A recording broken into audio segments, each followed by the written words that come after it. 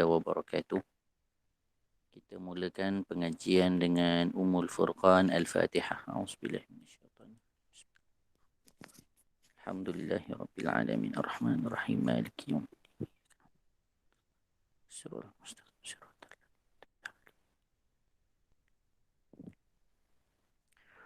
Bismillahirrahmanirrahim. Allahumma inna nuqaddimu ilaika baina aydina kulli nafasin wa lamhatin wa lahzatin wa khatratin wa tarfatin يطرف بها أهل السماوات وأهل الأرض وكل شيء هو كائن في علمك أو قد كان نقدم إليك بين أيدينا ذلك كله اللهم ربنا آتنا من لدنك رحمة وعلمنا من لدنك علما سبحانك لا علم لنا إلا ما علمتنا إنك أنت العليم الحكيم نوينا التعلم والتعليم والتذكر والتذكير والنفع والانتفاع والإفادة والاستفادة والحث على التمسك بكتاب الله العزيز وسنة رسوله والدعاء إلى الهدى والدلالة على الخير ابتغاء وجه الله تعالى ورضائه وقربه وثوابه سبحانه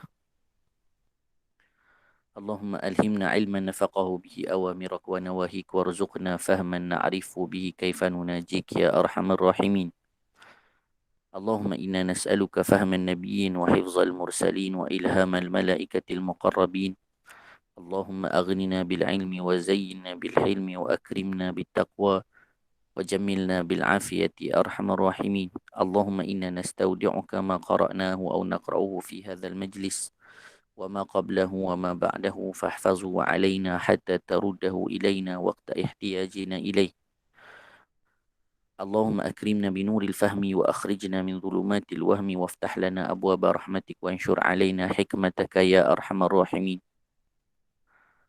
اللهم يا من مقاليد الأمور كلها بيده وإليه يرجع الأمر كله يا فتاه يا عليم افتح علينا فتحا قريبا وصلى الله على سيدنا محمد وعلى آله وصحبه وسلم بسم الله الرحمن الرحيم رب اشرح لي صدري ويسر لي أمري واحلل عقدة من لساني يفقه قولي وسدد ألسنتنا واهدي قلوبنا وافعل كذلك بأحبابنا أبدا وارزقنا كمال فتوح العارفين والفقه في الدارين مع كمال الإخلاص والصدق واليقين والعافية والغنى والنصر والحفظ والنفع والانتفاع وخيرات الدارين وعلوم الأولين والآخرين وصلى الله على سيدنا محمد وعلى آله وصحبه وسلم والحمد لله رب العالمين.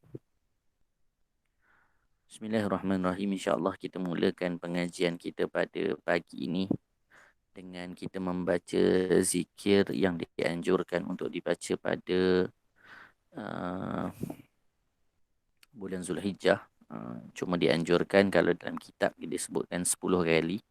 Cuma kita hanya baca sekali sahaja. Saya akan baca dan kemudian ibu-ibu, ayah-ayah yang sidang hadirin yang mendengarkan boleh mengulangnya dengan membacanya. Cuma tak apalah, mute pun tak apa, kau dengar semua bunyi pula.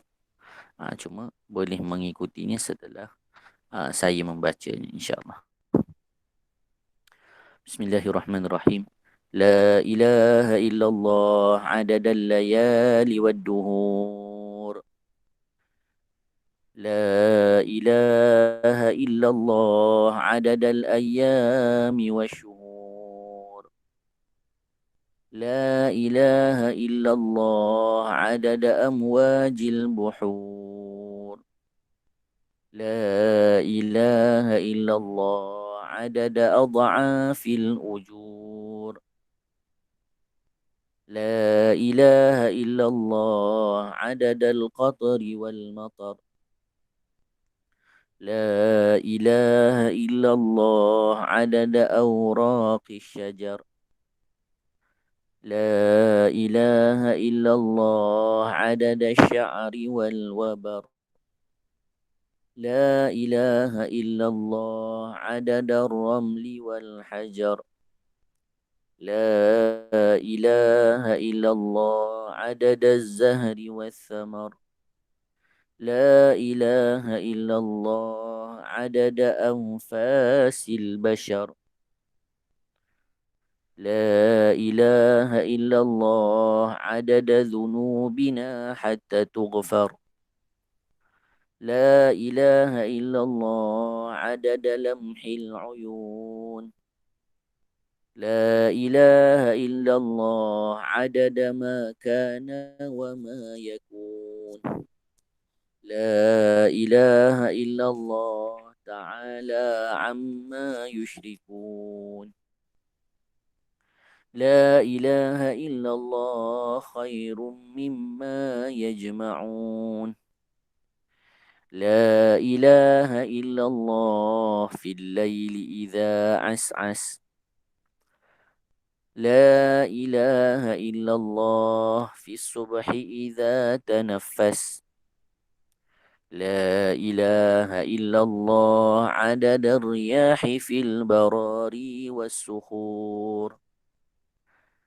لا إله إلا الله من يومنا هذا إلى يوم ينفخ في الصور. لا إله إلا الله عدد خلقه أجمعين. لا إله إلا الله من يومنا هذا إلى يوم الدين في كل لحظة أبدا عدد خلقه ورضاء نفسه وزنة عرشه ومداد كلماته. اللهم صل على سيدنا محمد ما اتصلت العيون بالنظر وتزخرفت الأرضون بالمطر وحج حاج واعتمر ولبى وحلق ونحر وطاف بالبيت العتيق وقبل الحجر وعلى آله وصحبه وسلم في كل لحظة أبدا مثل ذلك عدد خلقك ورضاء نفسك وزنة عرشك ومداد كلماتك. بسم الله الرحمن الرحيم. الحمد لله والصلاة والسلام على سيدنا رسول الله وعلى آله وصحبه ومن والاه. Sidang hadirin yang dirahmati Allah Subhanahu wa taala. Alhamdulillah, bersyukur kepada Allah Subhanahu wa taala. Allah Subhanahu wa taala mempertemukan kita lagi dalam pertemuan kita pada minggu ini untuk kita meneruskan pengajian kita di dalam kitab Kunuz Al-Hasinah fi Ad'iyati Thaminah, pada membicarakan amalan-amalan yang dianjurkan untuk dilakukan pada bulan-bulan yang istimewa ataupun pada setiap bulan-bulan di dalam Islam dan hari-hari agung di dalamnya. Mudah-mudahan kita mohon kepada Allah Subhanahu wa taala satu perkara yang kita harapkan daripada Allah Subhanahu wa taala, itulah dia Allah Subhanahu wa taala berikan taufiknya kepada kita untuk kita beramal dengan. Kita perlu ingat ke setiap kali kita menghadiri majlis ilmu, tujuan kita hadir ke majlis ilmu, duduk mendengar padanya, bukan untuk merasakan diri kita lebih baik daripada orang lain, tetapi untuk terus belajar dan untuk terus kita merasakan siapa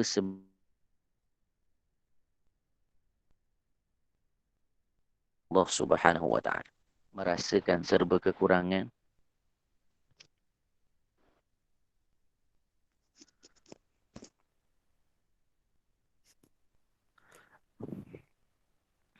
maka sebab itu doa Al-Habib Muhammad Abdullah Al-Haddar yang kita bacakan adalah untuk ingatkan kepada diri kita, tujuan kita mempelajari ilmu bukan untuk merasa lebih baik.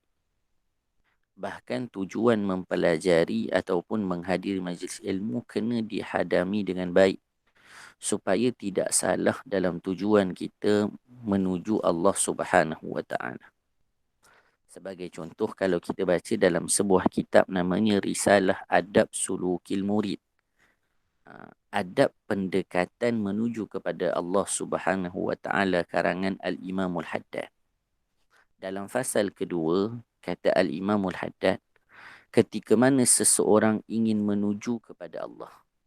Kita hari ini hadir ke majlis ilmu, duduk tanpa ada sebarang paksaan, hadir ke majlis ilmu dan dia ingin menuju kepada Allah.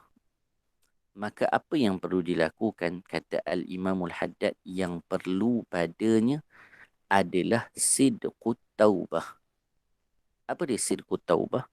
Taubat yang jujur kerana Allah. Taubat yang jujur kerana Allah.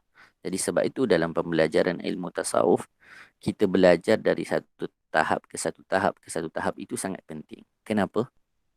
Kerana kata guru kami Syekh Rahimuddin hafizahullahu ta'ala wa matta'ahu bisihatin wa afiyah. Beliau menyebutkan satu perkara yang mudah, kata beliau. Kalaulah orang yang taubatnya bukan kerana Allah, maka bagaimana mungkin akan lahir amal-amal setelahnya itu kerana Allah. Kita taubat pun bukan kerana Allah. Tiba-tiba kita kata kita semayang kerana Allah, sedekah kerana Allah. Maka taubat yang benar itu merupakan perkara yang sangat penting. Sebab itu asas dalam mempelajari ilmu agama, kata para ulama, yang pertama adalah jujur. Hari ini kita tanya diri kita, kenapa kita belajar? Kenapa kita menghadiri majlis ilmu? Jujur pada diri. Adakah untuk digelar sebagai orang berilmu? Dalam Ayyuhal Walad, Al-Imam Al-Ghazali telah singgung perkara ini kepada muridnya. Ataupun untuk mendapat satu-satu perkara daripada kenikmatan dunia. Kalau bukan, maka jujur dan betulkan niat kita hanya kerana Allah. Kalau tidak, rugi. Orang lain semua pergi keluar mencari keinginan-keinginan dunia mereka. Dan mereka dapat dunia. Ada orang pergi kerja, ada orang pergi bisnes, ada orang buat marketing online. Tapi kita tak buat. Kita hadir hari ini belajar ilmu agama. Tiba-tiba kita datang hari ini belajar ilmu agama bukan untuk Allah, tapi untuk mendapat sesuatu daripada dunia. Maka kita telah melakukan sesuatu bukan pada tempatnya. Ketika orang lain untung dengan apa yang mereka lakukan, kita rugi dengan apa yang sedang kita lakukan. Sehingga Allahumma salli ala sayyidina Muhammadin wa ala alihi wa sahbihi wa barik wa sallim.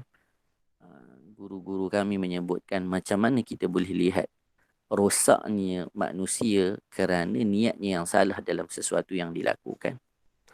Kalau kita lihat dahulu, pada zaman mungkin opah, kalau saya mungkinlah pada opah-opah kita, opah-opah saya, opah-opah ibu-ibu sekalian, sebelum merdeka ke lepas-lepas baru merdeka, pengajian ilmu tak banyak. Mungkin kalau ada pun lepas maghrib je. Tetapi orang-orang tua dahulu, atuk-atuk kita, amalnya kuat. Zikirnya cukup, salawatnya ada, akhlaknya jaga, tingkah laku dengan orang tua dijaga dan sebagainya. Pengajian tak banyak pun. Hari ini pengajian banyak, sangat banyak. Lepas subuh ada, lepas zuhur ada, duha ada, lepas maghrib ada, lepas isyak ada, online ada, tak online ada. Tapi masyarakat tidak berubah menjadi lebih baik. Kerana apa?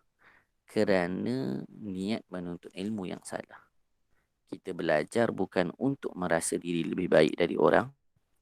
Kita belajar bukan untuk menjadikan ataupun kita rasa diri kita lebih tahu daripada orang. Pagi tadi kita baca Bidayatul Hidayah, Al-Imam Al-Ghazali sebut ilmu yang bermanfaat itu ada 7 syarat.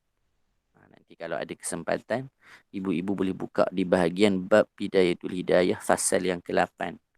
Cerita tentang apa yang dikatakan tentang ilmu yang bermanfaat. Imam Ghazali kata, kalau kamu kata ilmu kamu itu bermanfaat, ada 7 syarat dan juga ciri-cirinya. Kalau kita buka Hidayatul Salikin, Syekh Abdul Samad Falimbani letak di depan sekali. Maka bagi menutup muqaddimah kita pada pagi ini, saya datangkan kisah yang disebutkan oleh guru kami, Syekh Rahimuddin hafizahullah ta'ala.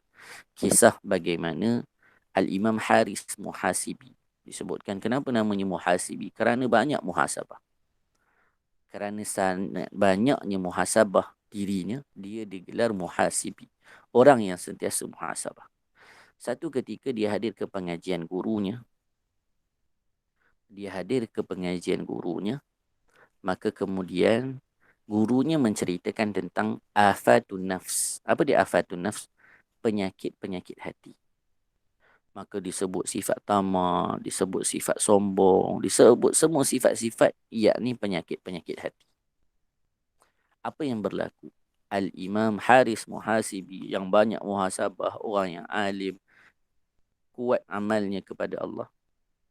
Dia setiap sifat tersebut, dia menangis. Dia kata, apa yang guru aku sebut adalah sifat yang ada pada diri aku. Walaupun orang lain tak nampak. Tetapi, ia ada pada diriku. Maka setiap disebutkan, dia yang menangis. Maka dia menjadi orang-orang yang dekat dengan Allah Subhanahu Wa Taala dan sentiasa betulkan diri. Kerana apa? Kerana niatnya hadir ke majlis ilmu memang untuk melihat kekurangan diri. Apa yang berlaku pada hari ini? Sebagai contoh, saya selalu bagi analogi ni ketika mana mula pengajian. Kita datang ke kelas, maka ke masjid, ustaz kita bicara hari ini tentang sifat kedekut. Jadi dia bacakan ayat Al-Quran tentang sifat kikir. Kalau dalam kitab Jawi disebut kikir. Sifat kedekut ni macam mana, buruknya sifat kedekut, tanda-tanda orang kedekut dan sebagainya.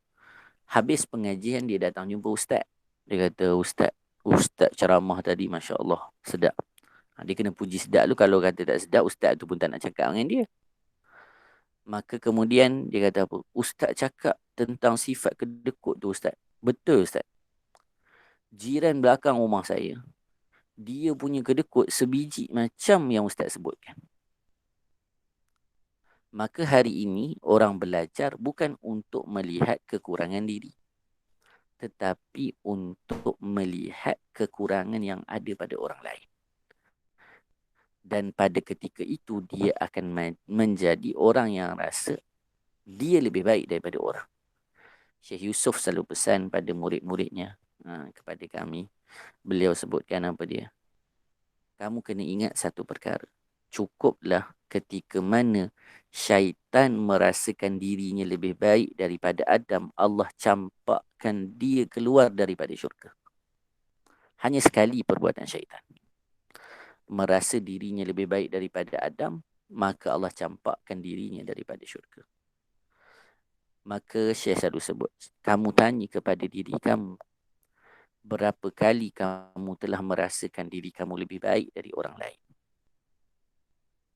Maka ada kaedah sebut, merasa baik itu buruk yang sukar dibuang. Ataupun merasa baik itu buruk, tetapi merasa buruk itu baik. Dalam hidup kena sentiasa rasa kurang. Dalam hidup kena sentiasa rasa lemah. Kena sentiasa rasa hina. Kerana kita adalah hamba kepada Allah Subhanahu Wa Taala. Sandarkan semua yang kita peroleh kepada Allah, dan ia jalan untuk menjadi sebenar-benar hamba yang dibanggakan oleh Allah dan Rasulnya. Allahumma salli ala sayyidina Muhammadin wa ala alihi wa sahbihi wa barik wa sallim. Ibu-ibu yang dirahmati Allah Subhanahu Wa Taala, insya-Allah kita sambung pengajian kita pada pagi ini di halaman 197. Itu mukaddimah lah. Mukaddimah pengajian kita pada pagi ini.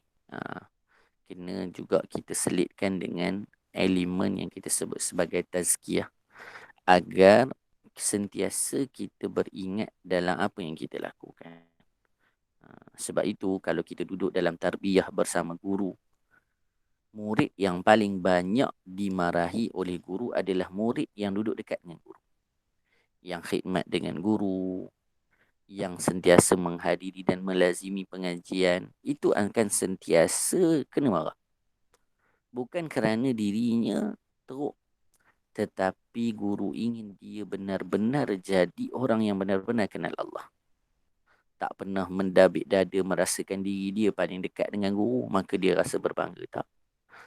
Tapi ketika mana berada dekat dengan guru, dia lah selalu kena marah. Supaya orang melihat, itulah tarbiyah. Itu nanti kita akan belajar dalam bab tasawuf lah. Dalam bab tasawuf nanti ada perbincangan tersebut. Bagaimana hubungan guru dan murid. Kita ni nak jadi orang kanan guru sebab nak dapat banyak syafaat, nak dapat makan setalam, nak dapat basuh tangan orang basuhkan. Oh, saya datang dengan ustaz ni. Oh, ya ke? Oh, basuh tangan. Kita pun seronok orang basuh tangan kita. Tapi kalau kita khidmat dengan guru sebenarnya, keadaannya bukan macam tu. Kita tolong tukang basuh baju, kita dah tukang buat air. Ketika syekh ataupun guru makan, kita duduk luar. Duduk tunggu, pegang kasut, jaga orang lain yang makan. Ni kita pula yang makan lebih. Berpinggan-pinggan kita je, guru tu sikit je.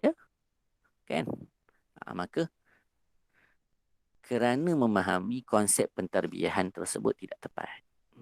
Tu nanti dalam perbahasan tarbiyah, dalam perbahasan tasawuf. Baik. Hari ini kita nak bicarakan setelah kita bincangkan dalam pengajian yang lalu tentang kemuliaan 10 awal bulan Zulhijjah secara umum. Yang kita ketahui telah Allah Subhanahu Wa Taala bersumpah dengannya dan cukup itu untuk bagi tahu mulianya 10 hari bulan awal bulan Zulhijjah. Sedemikian juga telah kita sebutkan tentang apa yang Nabi sebut, tak ada perkara yang Allah suka melainkan apa yang dilakukan oleh seseorang pada 10 hari bulan awal bulan Zulhijjah. Maka dianjurkan kita banyakkan tahmid, banyakkan tahlil, banyakkan takbir. Dulu Habib Muhammad Amin penulis kitab ni selalu pesan, kalau kita belum pernah habiskan zikir 70,000 la ilaha illallah, dipanggil atiqah kubra ataupun atiqah sughra, pembebasan pada diri kita, maka habiskan. Kalau tak buat bulan Ramadan tu, buat 10 bulan awal Zulhijjah ni, baca la ilaha illallah 70,000 kali. Dengan niat apa? Dengan kalimah ini nanti membebaskan diri kita daripada api neraka. Nanti kalau masuk bulan Isra Mi'raj, kita baca kitab namanya Kifayatul Muhtaj. Cerita tentang kisah perjalanan Isra dan Mi'raj baginda Nabi sallallahu alaihi wa alihi wa sahbihi wa baraka wasallam. Maka kalau kita mendengar ataupun kalau kita membaca perkara ataupun kisah tersebut, maka Allahumma salli ala Sayyidina Muhammadin wa ala alihi wa sahbihi wa barik wasallim, akan ada perbahasan yang Syekh Daud datangkan, fadilat membaca zikir la ilaha illallah 70,000 kali. Di samping nanti ada baca Al-Ikhlas 100,000 kali dan lain-lain. Cuma kalau ada kesempatan, gunakan. Maksudnya yang penting apa? Yang penting adalah isi hari-hari besar dalam Islam dengan taat. Seorang ulama Mekah dulu pernah hadir ke Malaysia, namanya Syekh Nabil Ghamri hafizahullah ta'ala. Beliau menyatakan secara mudahnya untuk kita fahami, dan saya memegang baik kaedah yang beliau datangkan. Dia kata apa? Ketika mana dianjurkan beribadah pada, ataupun ketika mana kita hadir ataupun berlalu pada kita hari-hari besar dalam agama yang punya faedah yang tersendiri, sebagai contoh Ashura dan sebagainya. Kuncinya apa? Apa yang kita kena buat? Adakah semata-mata contoh puasa pada Ashura ataupun Tasu'a? Adakah semata-mata perkaranya pada puasa tersebut? Tak. Kata Syekh, yang penting nak bagi tahu bila masuk hari-hari besar dalam agama, isikan ianya dengan menambah ketaatan. Kalau kita ni orang yang rajin baca Quran, tambah pembacaan Al-Quran. Maksudnya apa? Kalau kita tak mampu puasa, lakukan benda yang lain. Jangan ingat, oh kita dah tua, tak larat puasa, dah tak ada amal kita boleh buat. Tak. Zikirnya boleh. Hadir majlis ilmunya boleh. Baca kitabnya boleh. Semua kita boleh lakukan lagi. Tetapi jangan diisi dengan kemaksiatan. Itu kunci perkara yang kita perlu faham. Dan pada hari ini, kita akan bahaskan tentang satu perkara yang besar lagi. Ataupun termasuk di dalam hari-hari yang agung daripada bahagian 10 awal Zulhijjah. Itulah dia hari Arafah. Nabi SAW menyebutkan Al-Hajju Arafah. Haji itu adalah menunaikan ataupun berwukuf di Arafah. Maka sebahagian para ulama menyebutkan amal yang paling mulia bagi orang melaksanakan ibadah haji adalah ketika berwukuf di Arafah. Nanti kita akan baca beberapa hadis yang disebut oleh Al-Imam Ibnu Asakir, yang mana beliau menyebutkan tentang kemuliaannya hari Arafah, sehingga rugilah orang yang bertemu dengan Arafah tetapi dia tidak mendapat keampunan daripada Allah Subhanahu wa taala. Terutama orang yang pergi haji. Terutama orang yang pergi haji, tidak terkurang juga orang-orang yang tidak menunaikan haji. Hari ini Allahumma salli ala sayyidina Muhammadin wa ala alihi wa sahbihi wa barik wa sallim. Allah Subhanahu wa taala uji kepada seluruh umat Islam, maka tak boleh pergi haji. Walau daripada negara mana sekalipun, melainkan yang hanya ada di Saudi. Mungkin ada yang memang setiap tahun pergi, hari ini, tahun ni tak pergi. Mungkin ada yang tahun ni dapat panggilan tetapi tak dapat pergi. Maka bukanlah bermakna ketika itu kita tidak boleh menghidupkan hari-hari pada hari Arafah. Maka kita lihat di halaman 198, pertamanya kita hadiahkan Al-Fatihah kepada Sayyiduna Rasulullah sallallahu alaihi wasallam, kepada penulis kitab ini Said Muhammad Amin bin Idrus hafizahullah taala wa matta'ahu bi sihatin wa afiyah. Guru-guru beliau, guru-guru kita, kedua ibu bapa kita, seluruh kaum muslimin muslimat, syai'un lillahi lahumul Fatihah. A'udzubillahi minasyaitonir rajim. Bismillahirrahmanirrahim. Alhamdulillahirabbil alamin arrahmanir rahim. Iyyaka na'budu wa iyyaka siratal ladzina an'amta 'alaihim ghairil maghdubi 'alaihim waladdallin. Amin.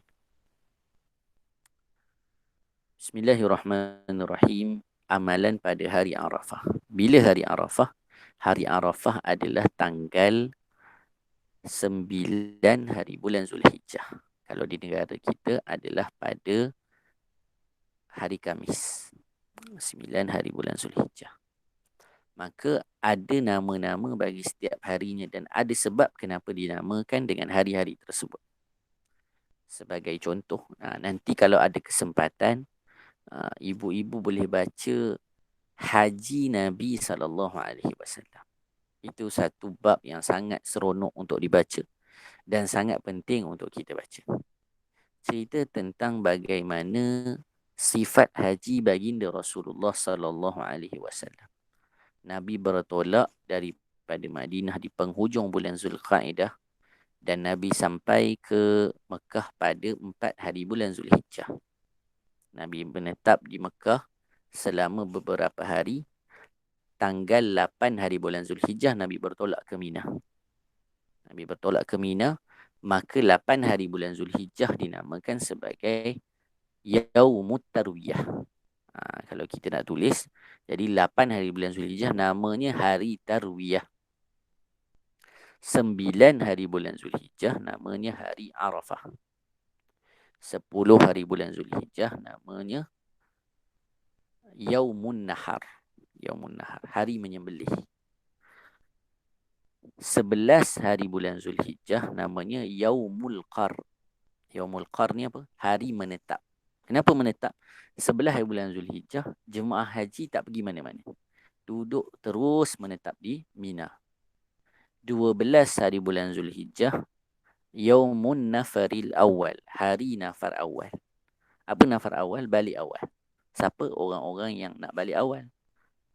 Hari ke-12 namanya Yaumun Nafaris Tsani. Hari nafar sani. Jadi itu nama-nama hari yang mana berlaku padanya ibadat haji. Maka kalau kita nak bincang ibadat haji, kita boleh rumuskan terjadi ataupun berlangsung dalam tempoh 1 minggu je. Cuma kenapa sampai 40 hari orang duduk di Mekah? Kerana nak pergi ke Mekah untuk haji tu satu perkara yang bukan mudah. Maka bila nak datang tu kena duduk lama lah. Yang kedua, menunggu aturan pergi giliran, pergi dan balik naik kapal terbang. Sebab kapal terbang kita tak banyak, maka kena tunggu turn lah. Jadi itu yang memakan masa. Baik.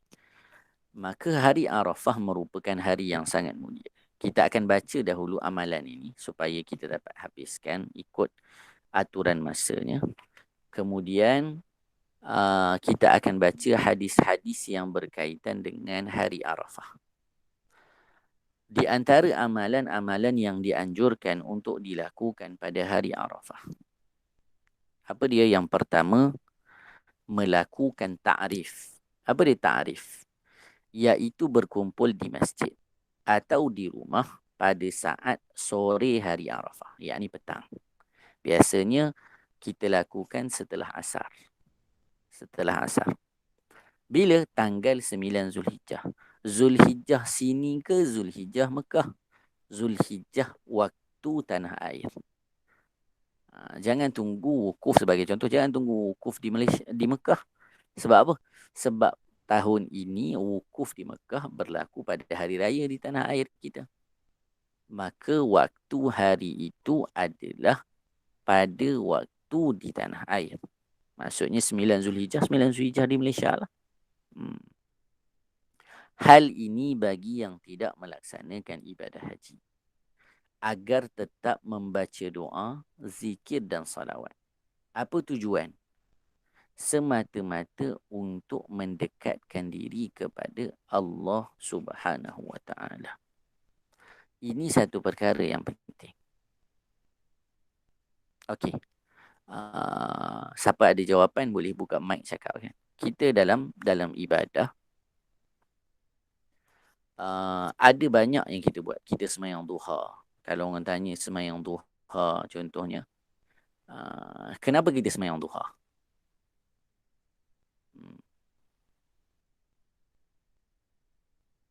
Kenapa kita semayang duha?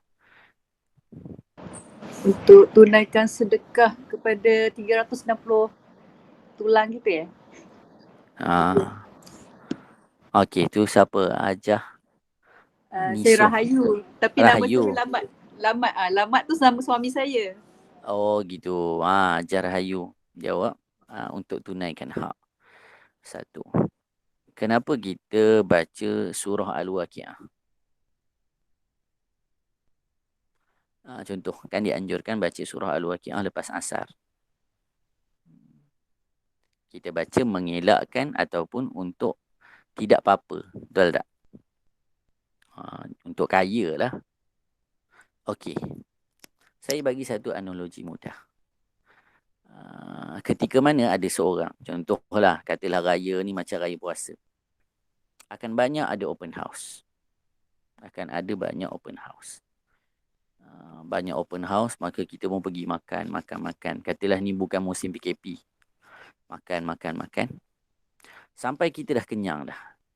Kemudian ada seorang yang kita kasihi dan kita cintai.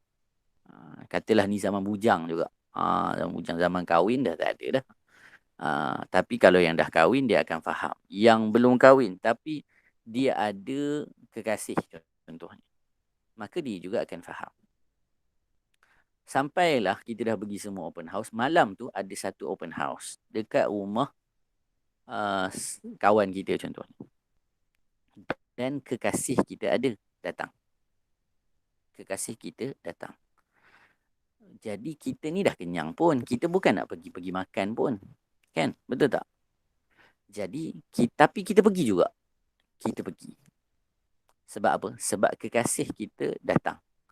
Gepren lah kalau zaman sekolah dulu, gepren datang. Oh, datang ke? Kita pun pergi dengan rambut belah tengahnya, dengan baju streka ada tulang ni, luka kalau kena kan. Dia orang kata kena luka. Kita datang. Bukan pasal orang pergi open house nak makan, tapi kita tak makan pun dah kenyang dah. Tapi kita pergi. Kenapa kita pergi?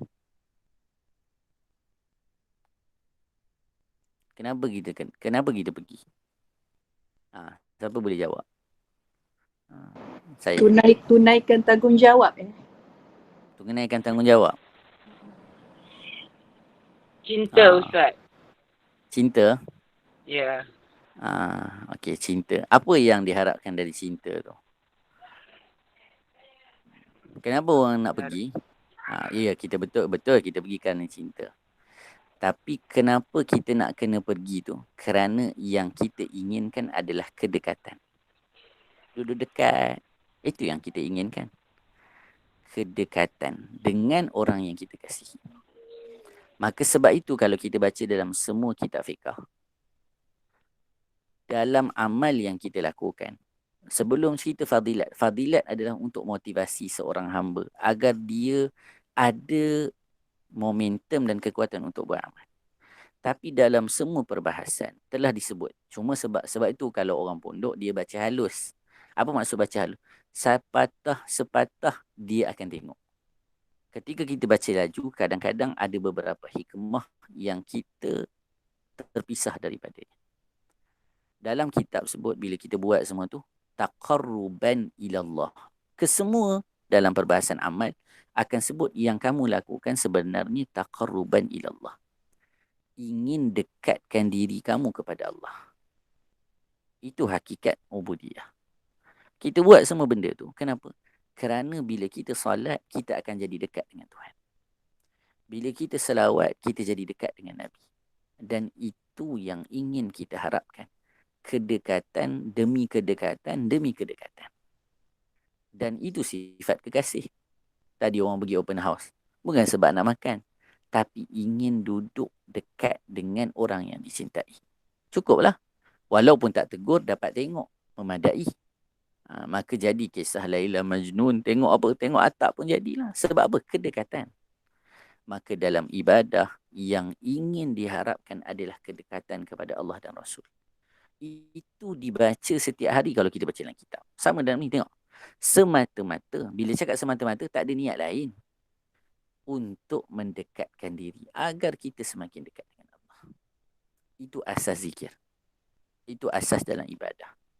Yang lain semua suplemen. Kita dapat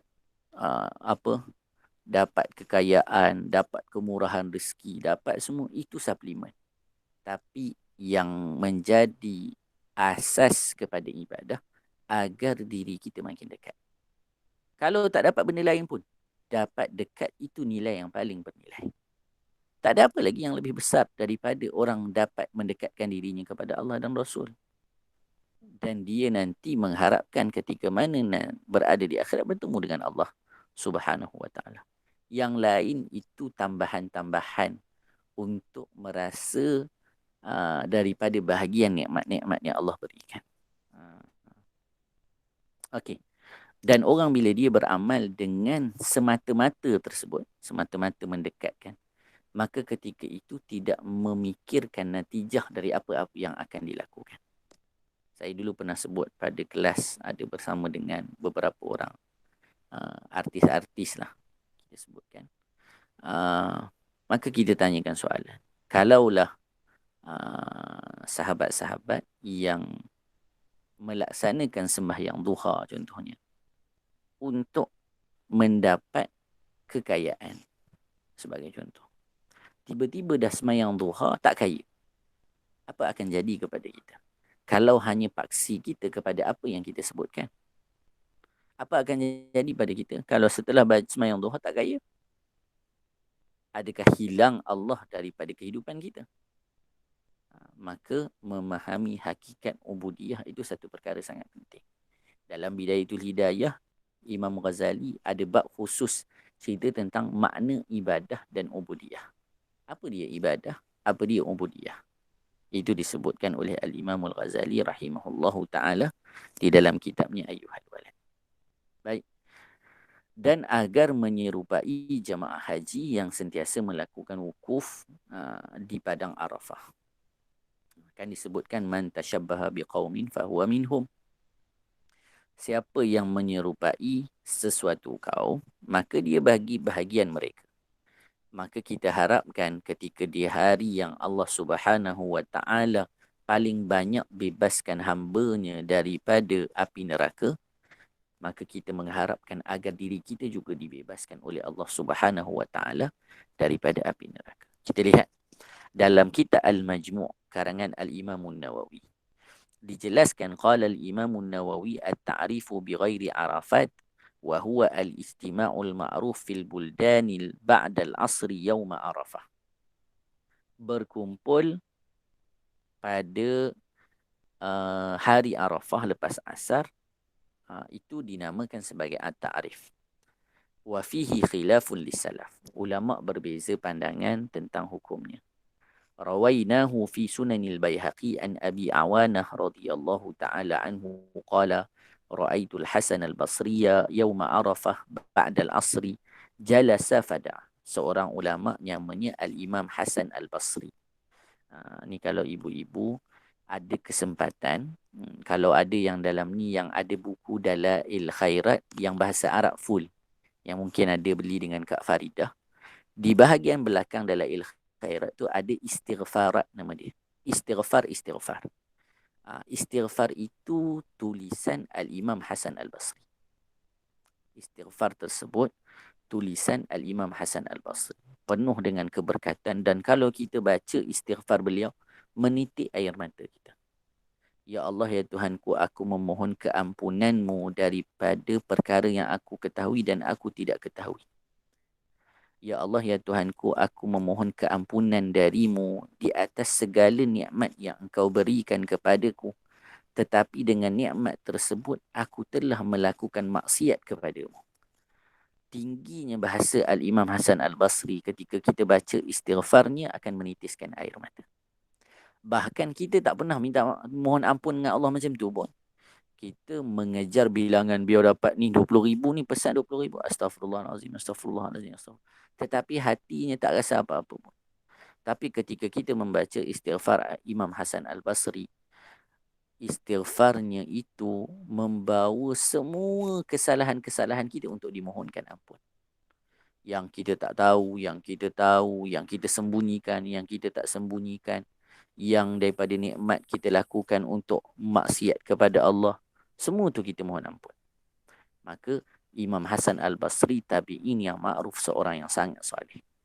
Ibunya berkhidmat kepada Ummu Salamah, isterinya baginda Nabi SAW setelah kewafatan baginda Rasulullah SAW. Imam Hasan al-Basri tak sempat jumpa baginda Rasulullah SAW. Beliau dari kalangan tabi'in.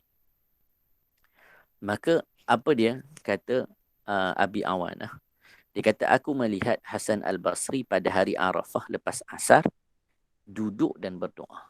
Maka amalan yang kita nak bawa, yang pertama sekali, bila masuk hari Arafah, usahakan ajak diri kita dan keluarga puasa. Kalaulah 10 awal Zulhijjah ni tak larat puasa, tapi puasa pada 9 hari bulan Zulhijjah, hari Arafah.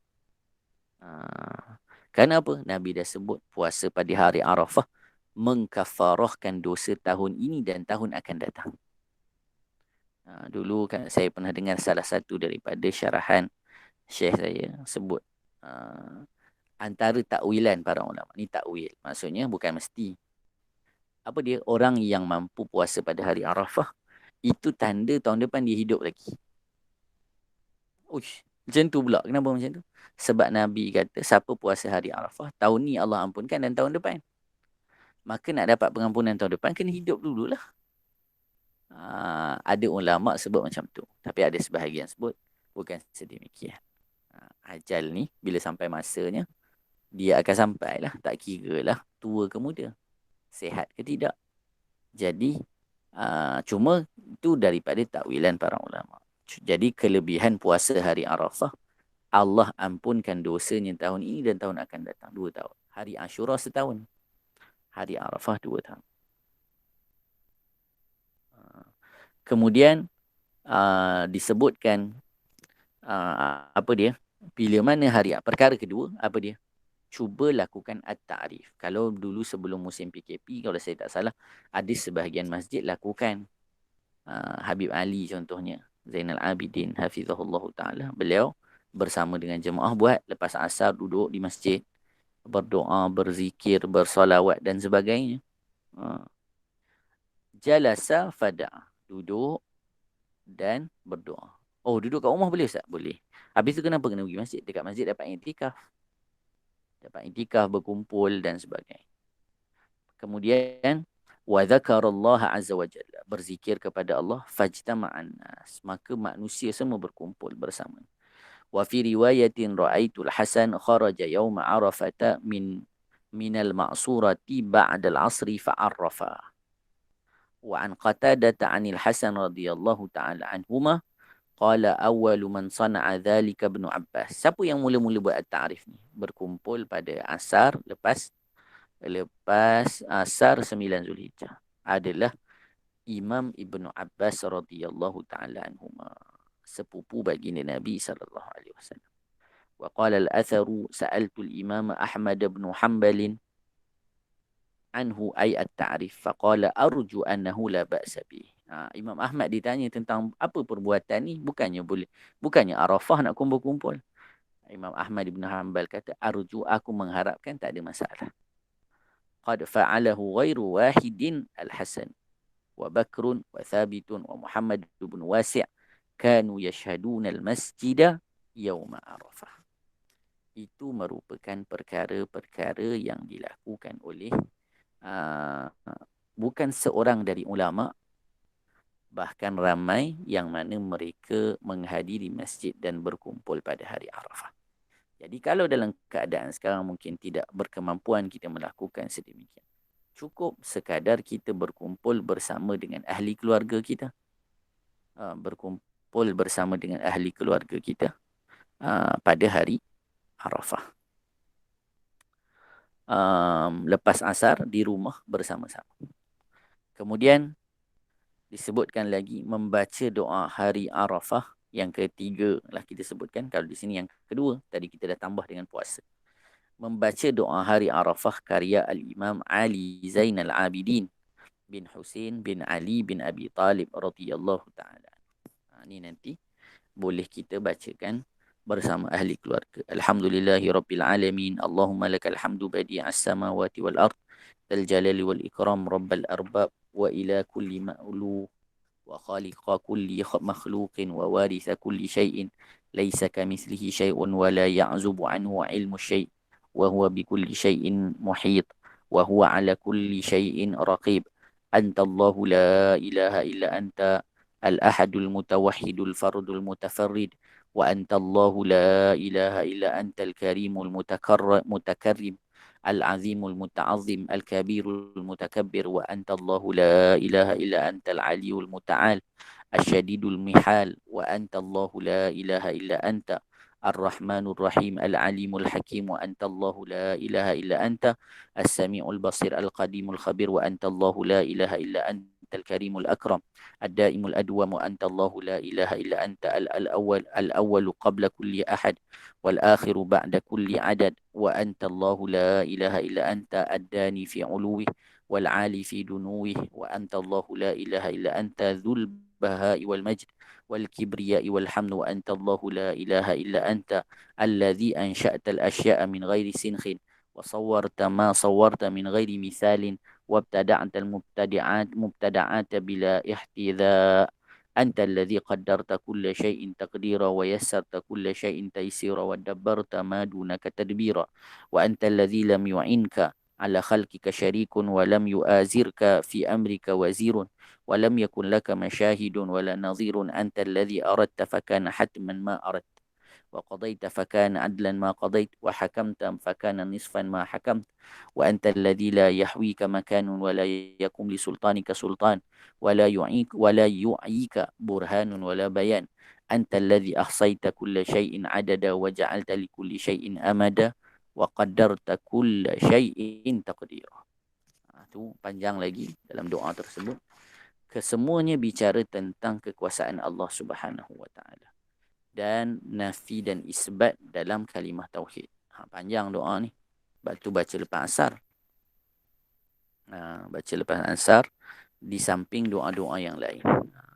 Ada para ulama setiap mereka punya doa, juga kita berdoa dengan doa-doa kita yang kita punya hajat padanya dan sebagainya. Dinamakan hari Arafah juga, para ulama sebut kenapa nama hari Arafah? Kerana beberapa perkara. Yang pertama dinamakan Arafah adalah ketika mana Nabi Ibrahim alaihissalam diajarkan daripada malaikat tentang tata cara pelaksanaan ibadah haji. ketika mana berada di Arafah ditanya kepada Nabi Ibrahim, adakah engkau telah mengetahui? Maka kata Nabi Ibrahim alaihissalam, araftu, aku dah tahu. Itu pandangan pertama. Pandangan kedua, kenapa dinamakan hari Arafah? Kerana i'tirafun nas bidhunubihim. Kenapa dinamakan hari Arafah? Kerana pada hari Arafah manusia mengakui dosa dan kesalahannya kepada Allah Subhanahu wa taala. Maka pada hari Arafah manusia semua mengaku. Ketika berada di Arafah, manusia semua berlantaikan tanah, berbumbungkan langit, menadah tangan mengharapkan Allah mengampunkan dosa mereka yang serba salah, serba banyak kekurangannya kepada Allah Subhanahu wa taala. Dinamakan juga hari Arafah kerana pada hari Arafah adalah hari ataupun di Arafah kerana ta'aruf. Kenapa setempat tu nama Arafah? Kerana disebutkan riwayat pertemuan Nabi Adam dan juga Sayyidatuna Hawa setelah mereka diturunkan ke dunia, maka Allah temukan kembali mereka di Arafah. Nanti kalau kita pergi Mekah, adalah perbahasan tanya nanti dekat Mutawif kita, Ustaz, betul ke doa jodoh dekat sini mustajab? Ada ke yang pernah doa jodoh dekat sini dan mustajab? Boleh kongsikan dengan kawan-kawan kita. Tak ada hadis yang sebut sedemikian. Tak ada hadis siapa doa jodoh di Arafah, doa dia mustajab, tak ada. Tapi dalam kaedah kita ada sebut tafa'ul. Tafa'ul ni apa? Bersangka baik. Kita tak diajar untuk tasya'um. Tasya'um ni macam mana? Contoh kita bawa, kita tengah jahit baju kan. Tiba-tiba jarum tercucuk dekat jari, berdarah. Oh, kita kata ada benda tak baik nak jadi. Itu tasya'um. Islam tak ajar. Tapi kita boleh tafa'ul. Apa dia tafa'ul? Kita doa, ya Allah, sebagaimana Adam dan Hawa bertemu di bumi Arafah, temukan juga kami dengan jodoh yang soleh dan solehah. Itu boleh. Sebab apa? Kita tafa'ul. Dekat tempat ini pernah orang soleh bertemu, maka temukan kami. Boleh ke macam tu? Boleh. Tetapi bila kita bincang Arafah, yang lebih besar untuk kita sebutkan, bumi Arafah ingatkan kepada kita tentang peristiwa haji baginda Nabi SAW. Jadi kalau kita nak cerita peristiwa haji Nabi, kita perlu satu slot lain. Cerita tentang haji Nabi sahaja. Tapi kita nak cerita, ketika itu Nabi sampaikan khutbah dan Nabi kata, ya Allah, aku telah menyampaikan, maka saksikanlah. Hal ballagtu, adakah aku dah sampaikan? Maka sahabat sebut bahawasanya Nabi telah menyampaikan. Maka Nabi meminta penyaksian daripada Allah Subhanahu wa taala, ya Allah, saksikanlah aku telah menyampaikan. Panjang kisah dalam peristiwa haji Nabi sallallahu alaihi wasallam. Kita hari raya tiap-tiap tahun, tapi kita tak pernah mengambil iktibar, bahkan tak pernah baca pun tentang haji baginda Nabi. Kena baca. Haji baginda Nabi sallallahu alaihi wasallam, banyak kisah-kisah dalam perjalanan Nabi sallallahu alaihi wasallam. Ada sebuah buku yang sangat baik, dalam bahasa Arab, tajuknya Ka'annaka ma'ahu. Seakan-akan, dia buat buku seakan-akan engkau bersama dengannya. Tajuk buku tu Ka'annaka ma'ahu. Cerita macam mana Nabi daripada nak pergi haji sampai Nabi balik. Nabi sebut begini, kita merasai perjalanan tersebut. Jadi kalau ada kesempatan, baca buku berkaitan haji baginda Nabi sallallahu alaihi wa alihi wasahbihi wa baraka wasallam. Bila kita cerita bulan Zulhijjah, kita cerita Arafah, ia menggamit rindu kita kepada dua tanah haram, Mekah dan Madinah. Dan yang lebih besar, dia menggamit rindu kita untuk bertemu dengan Rasulullah sallallahu alaihi wa alihi wasahbihi wa baraka wasallam. Maka perbanyakkan salawat dan salam ke atas junjungan besar baginda Nabi sallallahu alaihi wasallam. Bahkan dulu kalau baca kitab adab, Habib Muhammad Amin pernah sebut kepada kami, adalah dengan kita hadirkan diri kita bagi salam pada Nabi bukannya mesti di hadapan makamnya Nabi. Maka selalu Habib kata apa? Kalau lepas kita sembahyang subuh ke duduk seorang-seorang, maka bayangkan kita berada di kubah hijau ataupun duduk depan makam Nabi kalau lelaki, pejamkan mata kita, maka sebut Assalamualaikum ya Rasulullah. Nabi sebut. Kita ni bagi salam kat mana pun, malaikat akan hantar dan bagi salam kita akan dijawab oleh Nabi. Maka bayangkan duduk depan makam kubah hijau, Assalam, bagi salam dulu pada Nabi. Apa-apa kerja nak buat sebelum pagi-pagi buta tu, nak masak cekodok ke, nak masak nasi lemak ke, bina dulu hubungan kita dengan Allah dan nyatakan dulu kerinduan kita kepada Rasulullah sallallahu alaihi wasallam. Mudah-mudahan cinta yang kita zahirkan kepada Rasulullah sudah tentunya yang kita harapkan nanti akan dapat bisyarah. Kalau kita ziarah makam awliya, ada doa kita sebut, ya Allah terimalah ziarah kami, fa'ajilna bil bisyarah, dan beri perkhabaran gembira. Apa antara perkhabaran gembira? Kalau kita dah bagi salam pada Nabi, selawatnya banyak, yang kita harapkan daripada mana perkhabaran gembira tersebut datang? Kita dapat mimpi bertemu Rasulullah sallallahu alaihi wasallam. Itu minan nikmah, daripada nikmat yang Allah berikan kepada hamba-hambanya yang terpilih. Mudah-mudahan keberkatan bulan Zulhijjah, hari yang agung, bulan yang agung, Allah Subhanahu wa taala rezekikan kita dengan dapat nikmat tersebut. Baik. Sebelum kita masuk sedikit lagi dalam bab Aidil Adha, nanti saya akan buat khulasah pada Aidil Adha, dan nanti akhir tahun sebelum masuk Zulhijjah Muharram akan ada amalan akhir tahun. Kita baca sedikit daripada hadis Al-Imam Ibnu Asakir. Cerita tentang apa yang Nabi SAW sebutkan berkaitan dengan kelebihan hari Arafah. Beberapa hadis saya akan bacakan. Cuma kalau saya baca sanadnya agak panjang, jadi saya akan terus potong ke bahasa Melayunya pada hadis-hadisnya.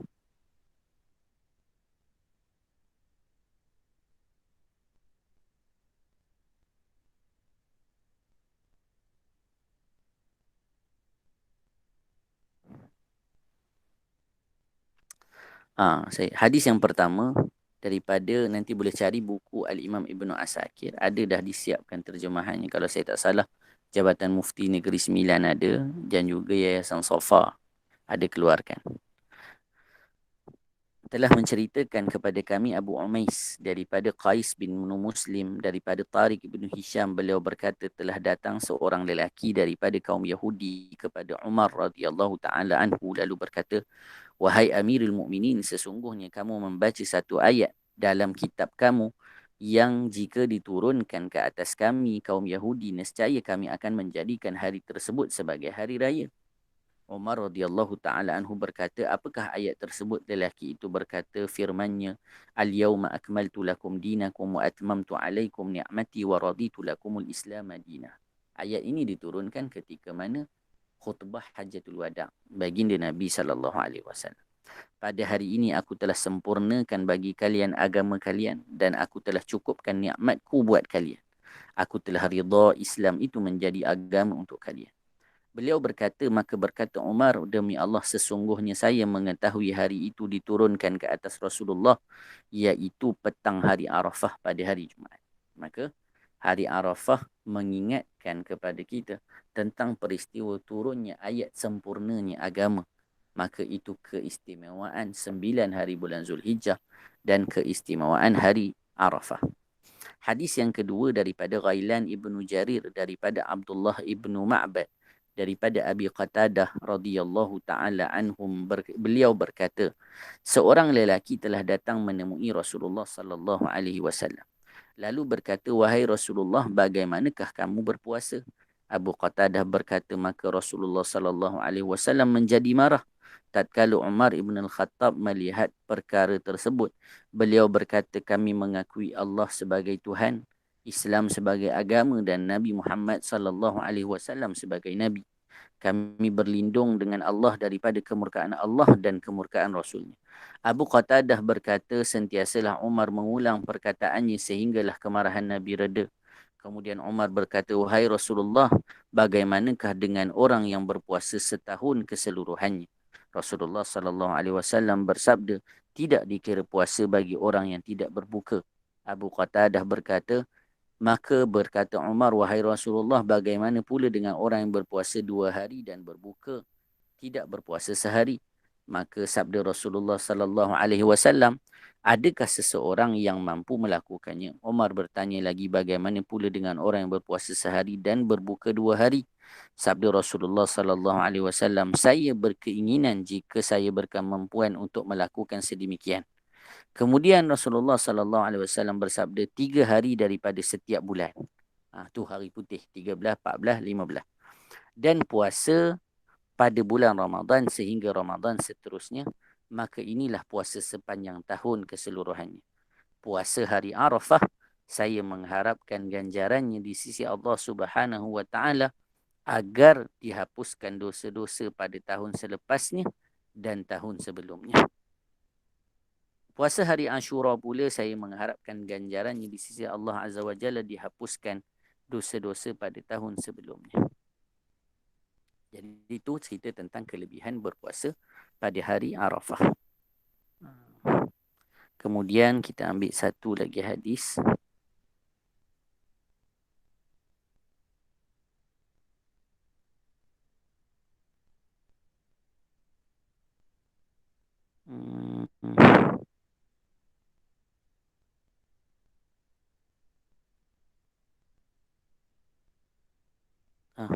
Hadis yang terakhir daripada Abu Hurairah radhiyallahu taala anhu, beliau berkata, Rasulullah sallallahu alaihi wasallam bersabda, yaumul mau'ud, maksud yaumul mau'ud, hari yang dijanjikan adalah hari kiamat. Maksud yaumul syahid, hari yang menjadi saksi adalah hari Jumaat. Dan maksud yaumul mashhud, hari yang disaksikan ialah hari Arafah. Tidaklah terbit dan terbenamnya matahari pada suatu hari yang lebih afdal dari hari Jumaat, melainkan hari Arafah. Padanya terdapat satu saat tidaklah bertepatan dengan waktu tersebut seorang mukmin berdoa kepada Allah Subhanahu wa taala dengan kebaikan, melainkan dia memperkenankannya. Maka di dalam hadis yang lain, baginda Nabi sallallahu alaihi wasallam, yang kita tak sempat untuk membacakan hadis-hadisnya, Nabi menyebutkan bahawasanya tidaklah lebih banyak Allah bebaskan hamba-Nya daripada api neraka sebanyak Allah bebaskan hamba-Nya pada hari Arafah. Maka kita ketahui para ulama sebut tidak ada hari yang lebih mulia dalam setahun yang lebih mulia daripada hari Arafah. Maksudnya hari Arafah hari yang paling mulia. Apa Nabi ajarkan kepada umat bila mana hari ini hari yang paling mulia? Maka Nabi sudah tentu akan ajarkan sebaik-baik perkara kepada umat. Apa Nabi ajar kepada kita ketika mana hari Arafah? Nabi ajar kepada kita bila masuk hari Arafah, maka berdoalah agar kamu mendapat keampunan daripada Allah Subhanahu wa taala.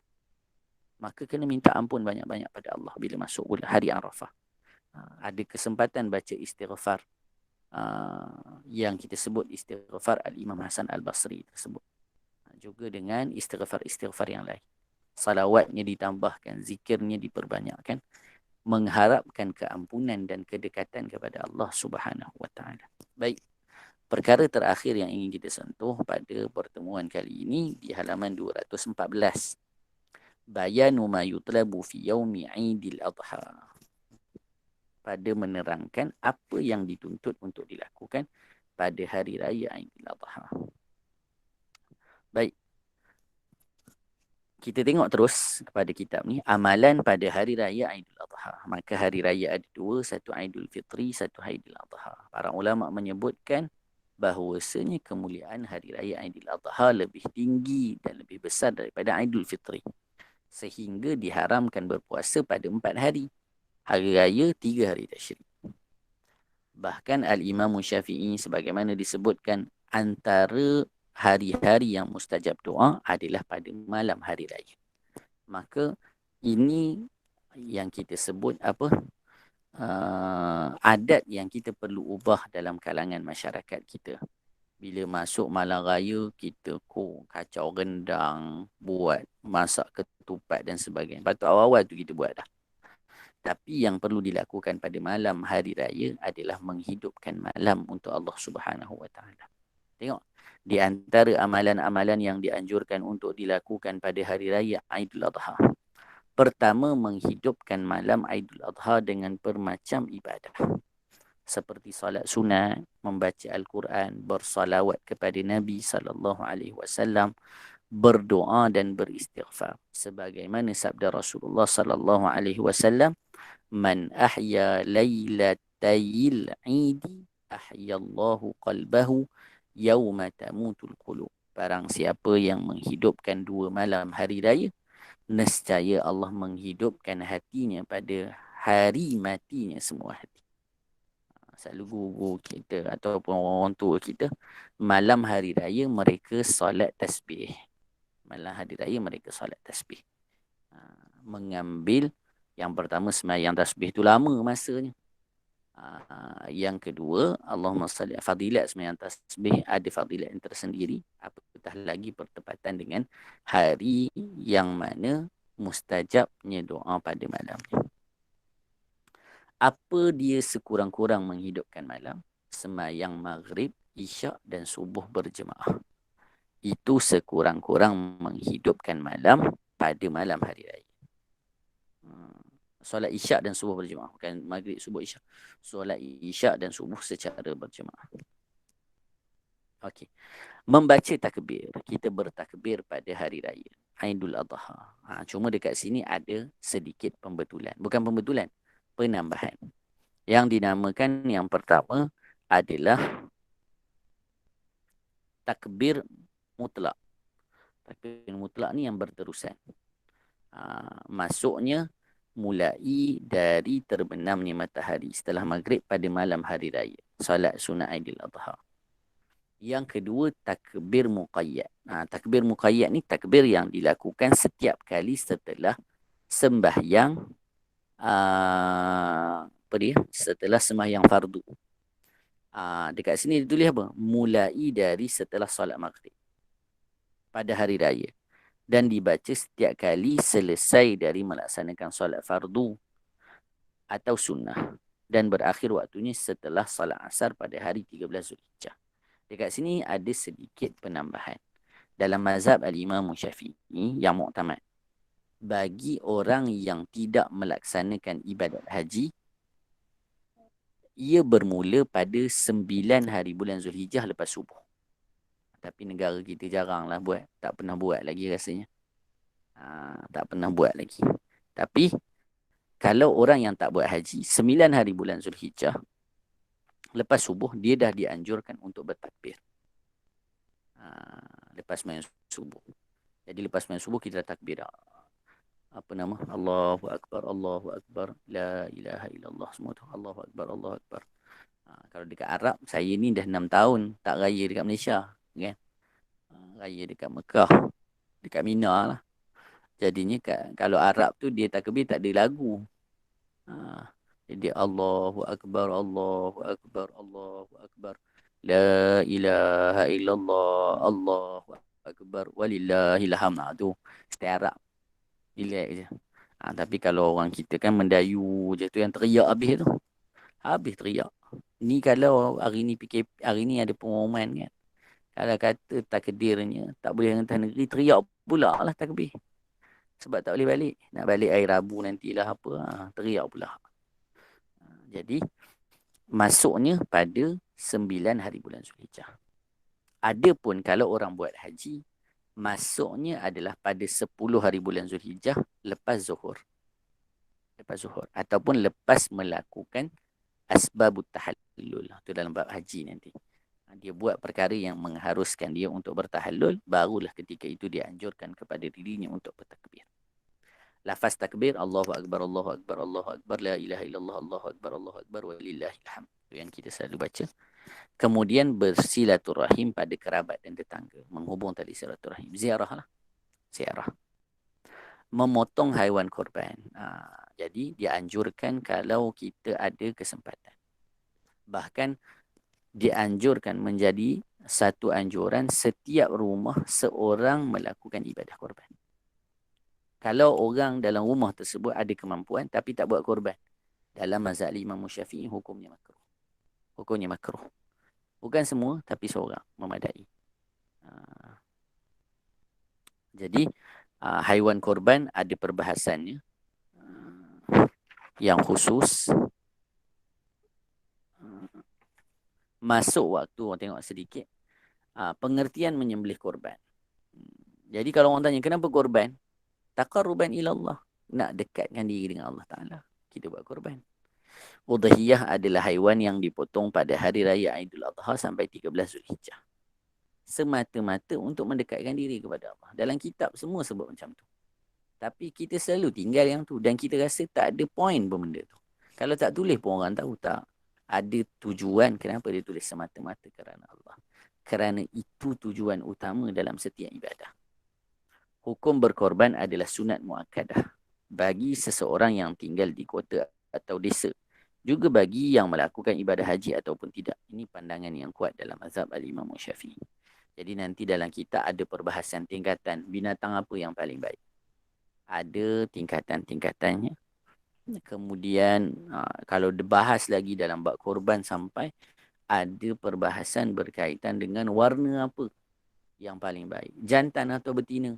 Semuanya ada dibahaskan di dalam kitab-kitab fiqh. Saya rasa guru-guru kita dah bahaskan dengan panjang lebar dalam perbahasan fiqh berkaitan dengan hukum ahkam korban. Niat tatkala menyembelih korban. Wajib bagi yang ingin menyembelih haiwan korban untuk niat berkorban dalam hati bersamaan dengan waktu menyembelih. Sebab tu sebenarnya dulu-dulu punya cara korban itu paling lengkap sebenarnya. Dulu kalau zaman saya kecil lah, kita buat korban mesti kita buat dekat kampung kita. Tu dah satu. Lepas tu kita mesti datang. Bila sebelum sembelih, maka dia akan panggil 7 orang dulu. Ahmad, Muhammad, Hamid, Mahmud, Nur, 7 orang. Okey, ni lembu. Lembu korang contohnya. Tukang sembelih kata. Jadi bila kita tengok, bila kita nak, dia tukang sembelih nak sembelih, kita hadirkan pada hati kita. Ini binatang yang kita korbankan untuk Allah Subhanahu Wa Taala. Cuma sekarang ni, kadang kita dah dalam keadaan sekarang lagilah sembelih kat tempat penyembelihan dan sebagainya. Maka ketika itu kita perlu wakilkan. Kena wakilkan, bukan masuk duit je. Ni dalam bahas muamalat, kena jelas.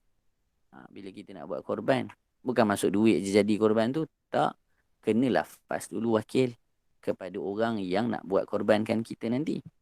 Wakilkan kepada, sebab apa? Sebab korban kena syarat milik dulu. Lepas milik, barulah kita boleh wakil dan sebagainya. Maka, jaga baik-baik perkara tersebut. Kemudian, sebab apa?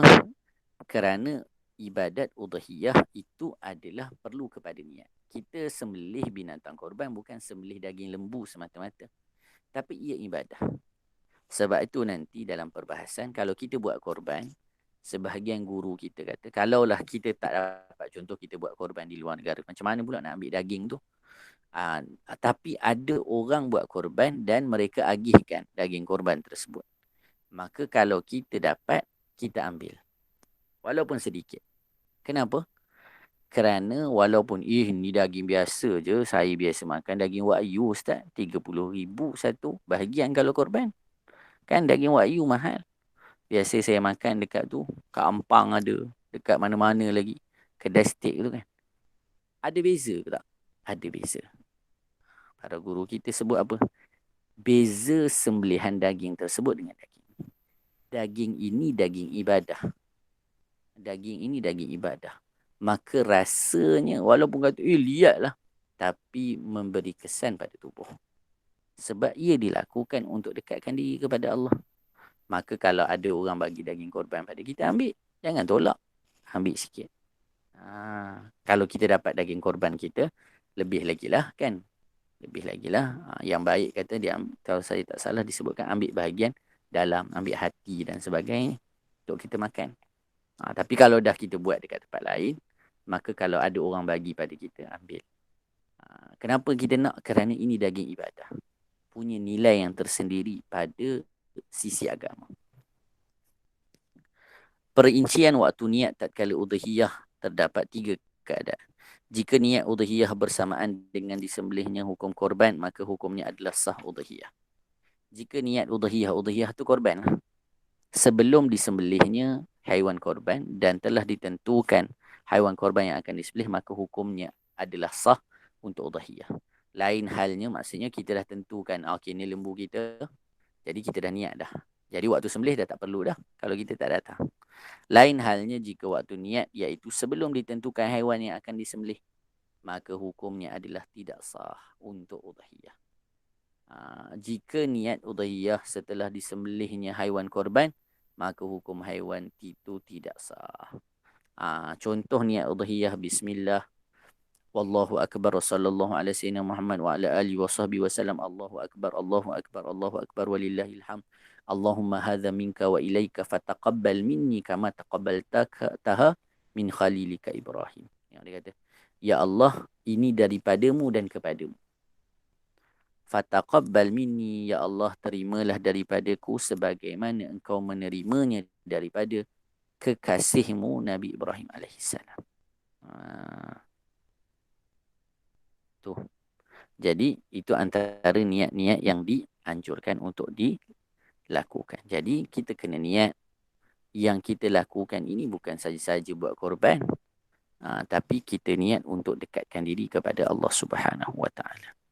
Jadi di antara anjuran ketika mana masuknya hari Aidiladha, kena ingat hari Aidiladha adalah waktu haram untuk berpuasa.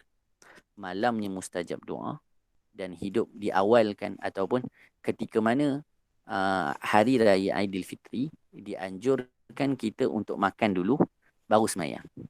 Sebab membezakan hari tersebut dengan bulan Ramadan. Tapi pada hari raya Aidiladha tak dianjurkan makan dulu, semayang dulu lepas tu baru makan.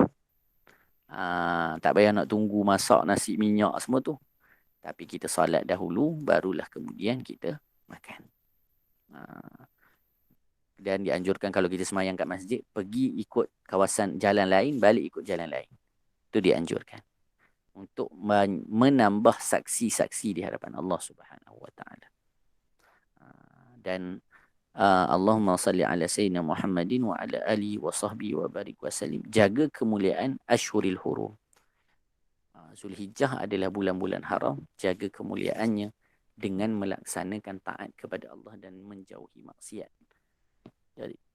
Daripada melakukan maksiat. Baik. Itu perkara-perkara berkaitan yang kita boleh simpulkan daripada kitab amalan salafus salih. Walaupun kita tahu di dalam kitab-kitab lain lebih banyak amalan yang dianjurkan, tetapi itu beberapa anjuran yang kita harapkan dengan kita mengamalkannya dapat mendekatkan diri kita dengan Allah Subhanahu Wa Taala. Allahumma salli ala sayyidina Muhammadin wa ala alihi wa sahbihi wa barik wa sallim. Jadi hampir sudah waktu jam 11. Saya rasa cukup sekadar itu. Nanti insya-Allah kita akan bertemu pada pertemuan akan datang. Mungkin kita akan tambah bacaan kita pada kitab yang lain. Di samping berkaitan buku ni, kita akan baca bila masuk bulan lah. Masuk awal Muharram, kita baca bab Muharram. Masuk Safar, kita baca bab Safar. Tapi untuk pengajian bermingguan contohnya, maka kita akan isi dengan kitab yang sesuai. Nanti bergantunglah macam mana mesyuarat ibu-ibu dengan Kak Faridah dan lain-lain. Dan kemudian kita akan sambung pengajian kita insya-Allah. Jadi insya-Allah kita bertemu lagi pada pertemuan akan datang lepas raya lah. Jadi selamat hari raya. Kalau balik kampung, jaga SOP ya. Jaga SOP. Wallahu subhanahu wa ta'ala a'lam. Subhanallah wa bihamdih, subhanakallahumma wa bihamdika, asyhadu an la ilaha illa anta, astaghfiruka wa atubu ilaik. Bismillahirrahmanirrahim. Wal 'asr innal insana lafi khusr illa alladhina amanu wa 'amilus shalihat wa tawassaw bil haqqi wa tawassaw bis sabr. Assalamualaikum warahmatullahi taala wabarakatuh. Waalaikumsalam. Waalaikumsalam. Waalaikumsalam. Assalamualaikum.